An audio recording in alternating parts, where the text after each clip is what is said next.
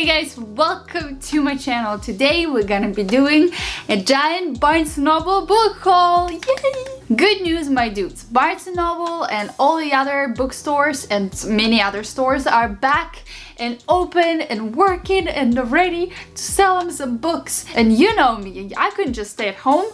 I didn't buy books for so long. And thrift stores don't count. Sometimes you need like brand new books to feel alive, so this is exactly what I did. So let's just get started, okay? The first one that I got, I'm super excited. This is the book that's been getting so much praise, and it's a mystery thriller. This is A Turn of the Key by Ruth Ware. I loved The Woman in the Cabin 10 by her, and I was looking for more stuff to read by her, and this one was getting so much praise. This one, some people saying that this was one of her favorite works, and so of course I had to pick it up. I'm not sure what the plot is, and I don't care. I like to go into my mysteries without knowing anything, and this is what I'm gonna do. So that's the first one. Look how shiny it is. It's In Cold Blood by Truman Capote, I think that's how you pronounce his name. I've heard this is one of the books that you like must read in your lifetime. I think it's like a thriller, and there's some murder happens, there are some killers. Truman Capote reconstructs the murder and the investigation that led to the capture, trial, and execution of the killers. He generates both mesmerizing suspense and astonishing empathy. It sounds like it could be something of like true crime, but it's still fiction. So I've never read anything like this, but I read true crime and I love it, so I have high hopes. Then I needed some middle grade, and this thing was on sale, so I decided to pick it up. It's A Night Divided by Jennifer A. Nelson. This is a middle grade about this time in history when Berlin had the wall to put up, and the Berlin got divided into East and West, I believe, and Greta and her family, this girl and her family, got separated. I think her dad and her brother on that side, and she's on this side. I think it's her story and her view of this historical event and her personal feelings about the situation. Obviously it sucks to be separated from your family, so a touchy middle grade is what I need. I don't really have that many on my shelf, so definitely a need. Then I picked up Little Fires Everywhere by Celeste, Inge, you say? This is another book that was getting a lot of praise recently. People been reading Celeste Inge and admiring her writing. I've never tried her before. I know there is Everything I Never Told You, and I was interested in picking up that one too, but I couldn't find it in the bookstore. But I saw this one on the way, and I was like, I need it. You know how everybody's talking about the book and you get hyped up and you think that you absolutely must read it, even though you have no idea what it's about and you have no interest in picking it up otherwise?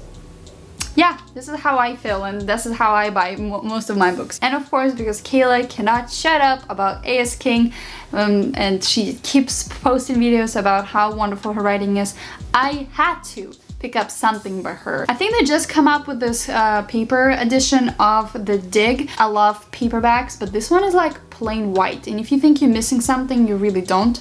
It's plain white, and it says white isn't just a color. I think A.S. King is a contemporary author, and as I said, I've never read anything by her, but I'm so eager to try it because Kayla is selling her so much. It's like me not able to shut up about Mitch Albom. Kayla is like this about A.S. King. So I'm gonna read it and I'm gonna tell you what I thought. The next few books that I'm gonna show you, there were not necessaries. I didn't mean to buy them. Well, I didn't mean to buy any of them. I just saw them and I'm like, I need them, of course. But this, if you were on sale, buy one and get one 50% off, which is not such a crazy sale, but your girl feels like it is. So I picked up Lincoln in a Bardo by George Saunders, I think. February 1862, with a Civil War less than a year old, President Lincoln's beloved 11-year-old son, Willie, lies gravely ill. In a matter of days, Willie dies and is laid to rest in Georgetown Cemetery. I feel like this is a fiction about like a historical event. I don't know if any of this is real, but I am super eager to read it and find out. Along with that book, I picked up Agatha Christie. I swear to God, I didn't mean to buy any Agatha Christie. I already have plenty that I haven't read before, but this one was on sale, so of course I have to get it. It's The Last Seance. This is Tales of Supernaturals. They're like short stories of like her supernatural mysteries, which I've never read anything supernatural by her before, and I've never read her short stories. So this one is completely new to me. I really did not think that I would ever pick up anything like this, but this is Agatha Christie, so of course I will, and of course I should, and of course I must. So yes, Agatha.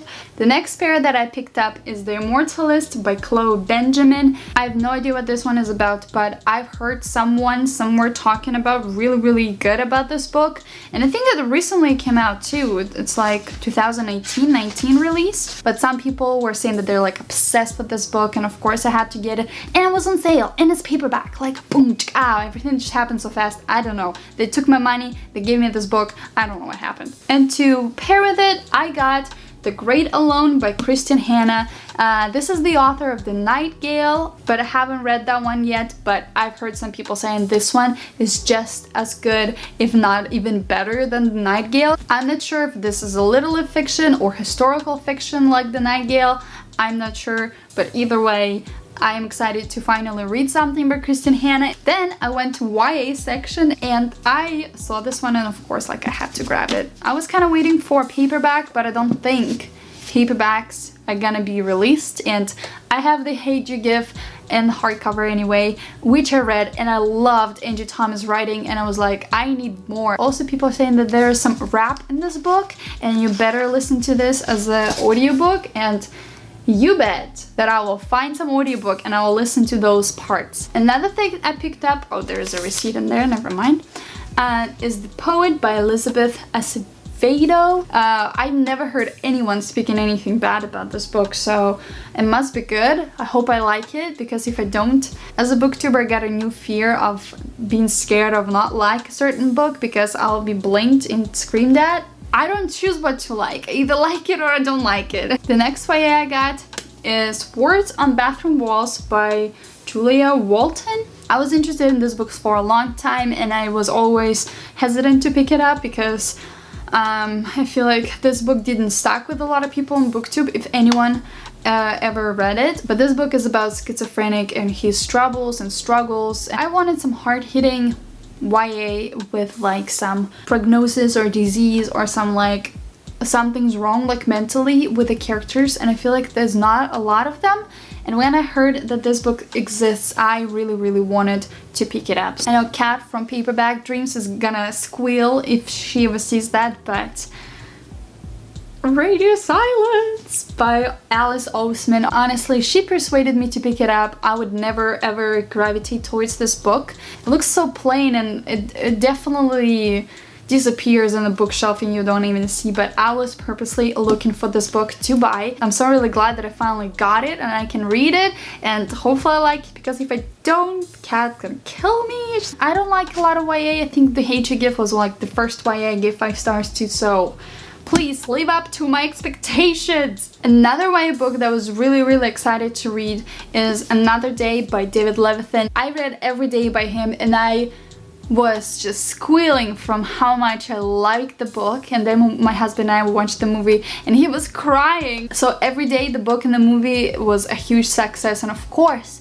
I had to pick up, like, I wouldn't say it's a sequel, it's the same story but from a Rhiannon perspective, I believe, and I would not be interested in reading the same story, but the story was so nice and unique, and I want to know what happened with her and from her perspective, because the story was like And I have 3 more books, and they're all thrillers and mysteries. Let's talk about them. I have My Lovely Wife by Samantha Downing.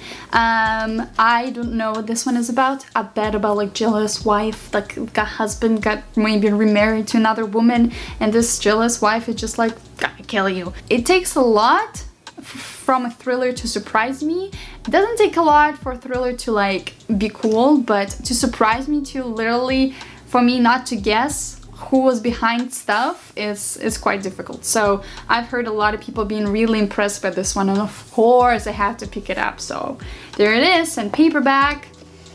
Oh, it smells amazing. New books smell amazing. Then I got Sometimes I Lie by Alice Finney.